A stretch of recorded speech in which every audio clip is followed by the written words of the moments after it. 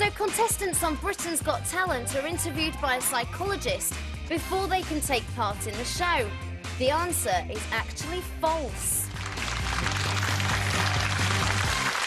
Oh, that's right. Contestants aren't interviewed by a psychologist before they go on the show, but the production company Talkback Thames has now said it will review this policy. You're watching The Right Stuff, of course, live on 5. We've got Stephen K. Amos, Janet Ellis and Madness star Suggs, all present and correct. A little later in the programme, I'm going to ask a very simple question. Why do we Brits burn in the sun? And how many times do you need to get burned before you cover up or put sunscreen on? Are we too stubborn to be sensible? 0207 173 5555. That's the number for your thoughts. Right now, though, and hopefully for the last time this week, possibly for the last time ever, we're going to be talking about Susan Boyle. We're asking if ITV was wrong to let her sing. Should she have been pulled from the final of Britain's Got Talent? Should she have ever been allowed to take part in the competition? Boyle's currently staying in a London mental hospital after finishing second to dance act Diversity on Saturday. She broke down later that night, crying for 24 hours, talking to an imaginary friend, even attempting to speak to her pet cat by phone. None of it surprises me, I'm afraid to say. We know that Susan was starved of oxygen at birth, has learning difficulties, and has spent her 48 years living quietly in a remote Scottish town, helping out at a local church, a life that is a million miles from the star-studded world of showbiz, inhabited by the likes of Simon Cowell and reality TV bosses. Some are now saying ITV should have stepped in last week and pulled her from the final when reports first surfaced suggesting that Boyle was losing it. Regular viewers will know that I don't think she should have been allowed to take part in the first place. Indeed, I'm not sure how many of those who auditioned for the X Factor or Big Brother or Britain's Got Talent should have been allowed to do so, as they're clearly not all there. And it's not all television's fault. The internet's played a big part as far as Boyle's condition is concerned. But this morning, many are asking if it's time for TV watchdog Ofcom to get tough with reality TV shows that appear to exploit those who can't cope with the pressure. I mean, think about it. You know, if celebrities like Les Dennis and Vanessa Feltz and celebrity Jodie Marsh can't cope with the pressure of reality television, what hope for simple souls like Subo? Now, just before we go to the panel, I think it's only fair to read out a statement from ITV. We asked them, you know, we put it to them that they should have withdrawn her last week. Did they consider this? And the statement was that Susan was very keen to perform, and we felt it was the right decision for her to go on so that she could follow her dream of becoming a recording artist. We offer our ongoing support and wish her a speedy recovery. That said, Suggs, what do you think? Did you follow her adventures or misadventures? You know, I started watching that series and then I had to stop watching after a while. I mean, it wasn't just the fact that she was breaking down. I mean, the whole premise of the programme really becomes increasingly distasteful as it approaches its finale.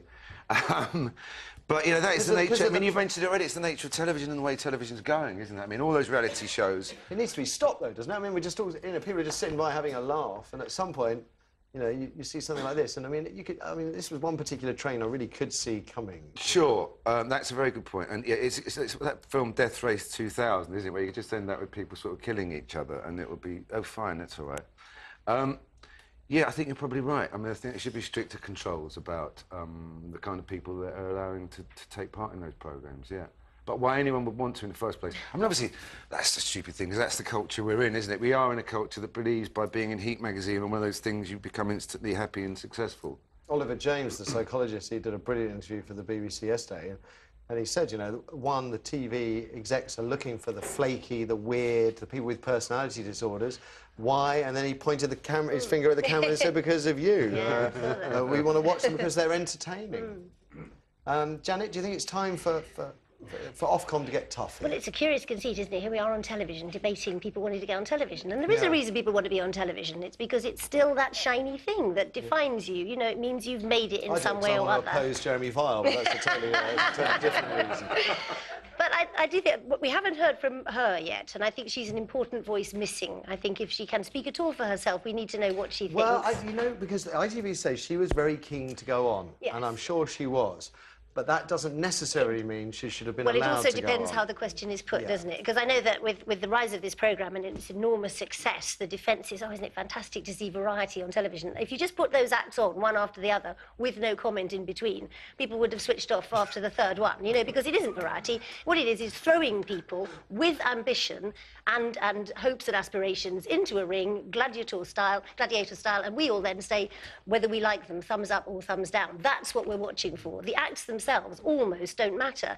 And actually, it's rather brilliant when somebody with talent does then get through, because hopefully diversity, for example, would have got through by another route.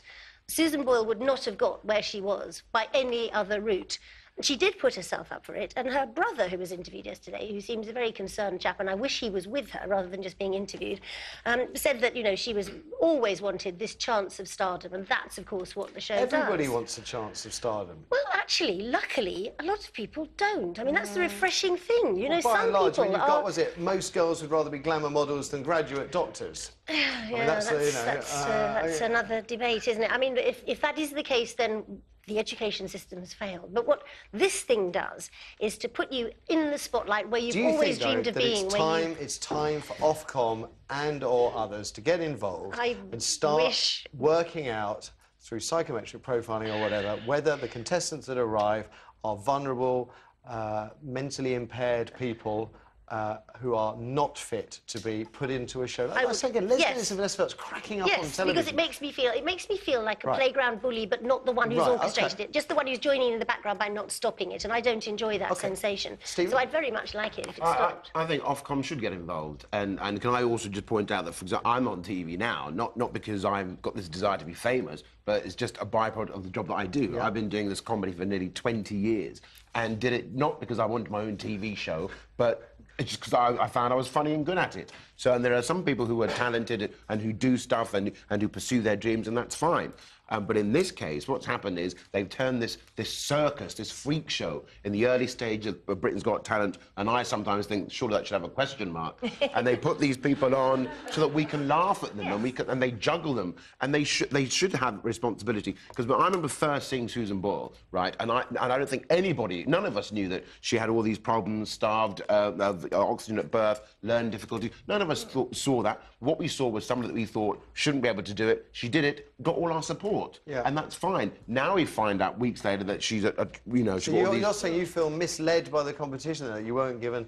Well, absolutely, you know, because if I'd known what I know now, I'd say, don't put all that stress on this poor woman. It's not fair. And I think... but she volunteered herself for it. Yeah, but as we've just said, she's learning difficulties. Yeah. So, you know, how do you draw the line there? Well, it's a seductive process, isn't it? The production team will have been incredibly supportive of her. Everywhere she looked, as she said, tellingly, when she was up for winning the show, she said, I'm amongst friends, aren't I? And I think that's what she'd felt all along, because every time she looked at somebody, they said, do you want a tea or coffee? Are you all right? Susan, come and sit down. And she felt totally nurtured, which is why she shouldn't have been there. OK. Let's throw it open to you. We're all amongst friends, aren't we?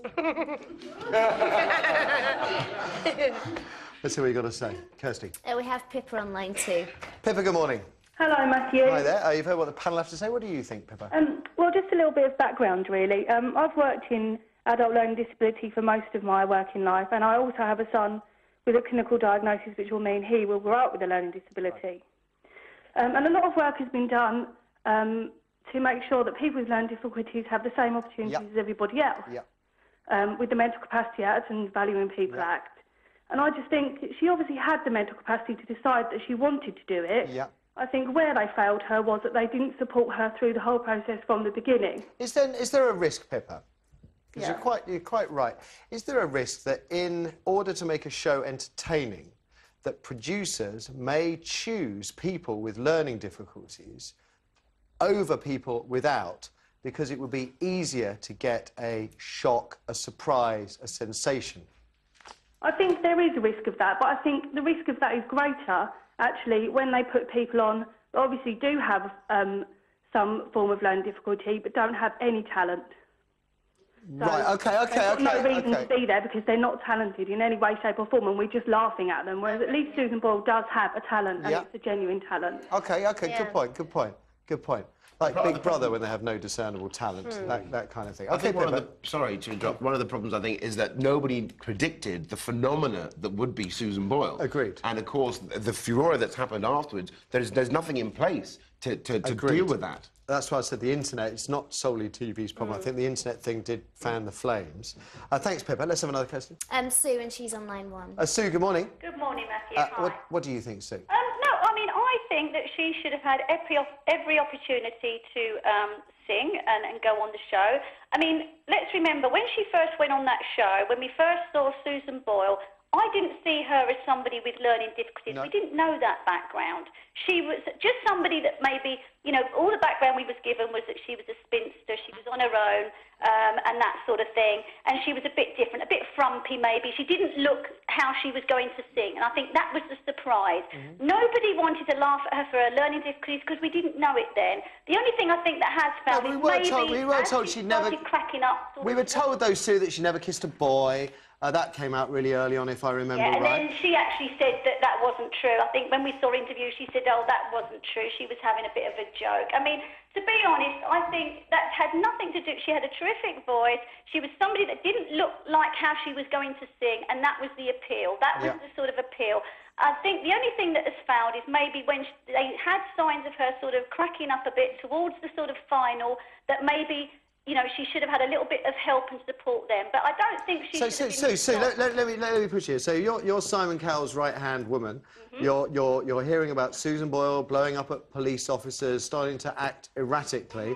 You have a final coming up in 2 days' time. Would you have just given her some sessions with a psychologist and said, on you go, or would you have actually said, having now known as a TV boss that she had oxygen starvation, that she does have learning difficulties, that this really is a big ask for her, would you sort of said, go on with the show? I would have probably got some experts in just to sort of see, you know, same counsellors or something, to see how she was, and if she wanted to go on, absolutely, because she should be given every opportunity. OK, if she wanted to go on and the psychologist said, no, don't do it, what would you have done then if you were a TV boss? Then if they'd have said no and she agreed, no, then fine. If she didn't agree, she still says she wants to go on, but the psychologist say don't.